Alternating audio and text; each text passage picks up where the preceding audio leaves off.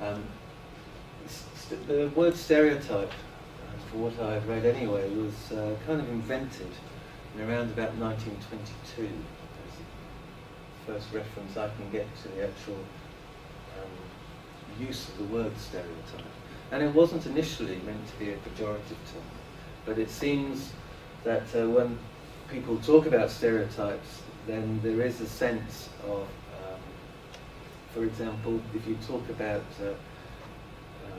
irredeemable drunks or alcoholics, you think almost automatically of the gutter alcoholic. And that's a pejorative, stigmatizing stereotype of the alcohol dependent individual. Not to say that stereotypes like that don't exist, but it's what people immediately think of, if you will. And I'm sort of saying that stereotypes, in fact, are a necessary part of how to live within a human world. We all categorize information. If we didn't categorize it, we'd be overwhelmed with information. So we say, oh, that's very much like that. That's a categorization. We do that all the time and we do it naturally. So to categorize or order is something that we do all the time, which is actually what stereotyping is all about. It also allows us, through our categorization, if you like, to work out what is harmful and what is harm-free use of alcohol, for example. And it does, by having these stereotypes, it does bring, you're able to communicate information so that the invisible becomes visible and the uncertain certain. Now, where stereotypes are used in the movies, generally, when it involves drug taking, is generally used as a notational shortcut. It is a shortcut generally used for that person who is smoking cannabis. Then there is a notational shortcut for that person is an untrustworthy, unscrupulous ne'er-do-well.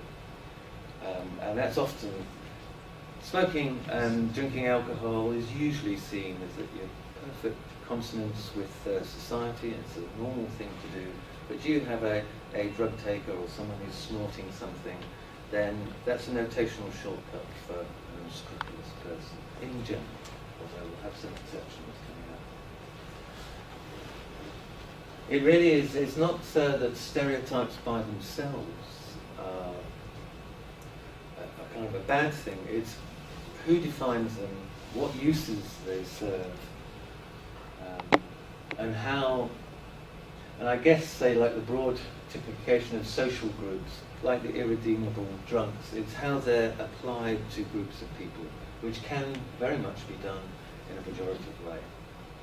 One of the things which I've found, even by large institutions such as NIDA, National Institute for Drug Abuse, is that in 1995 they announced that drug addiction is a brain disorder. Now they might have had very good justification for trying to do this.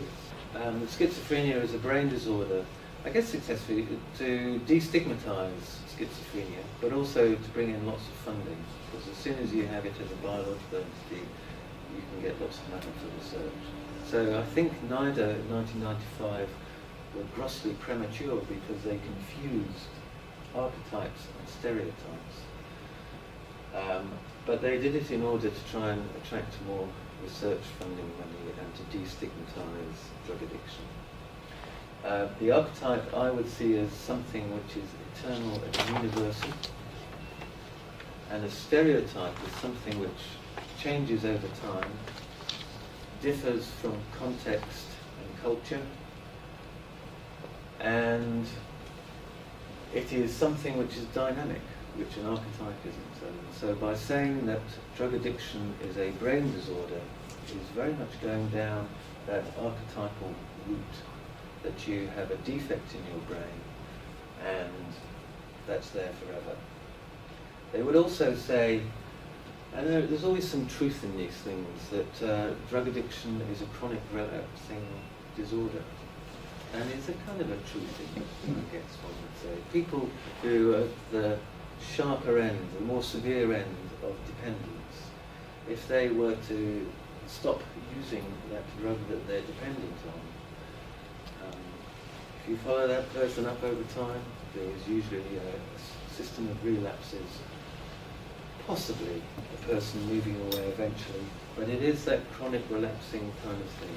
But that really only applies, I think, to a fairly small proportion, perhaps of the severer end of dependence.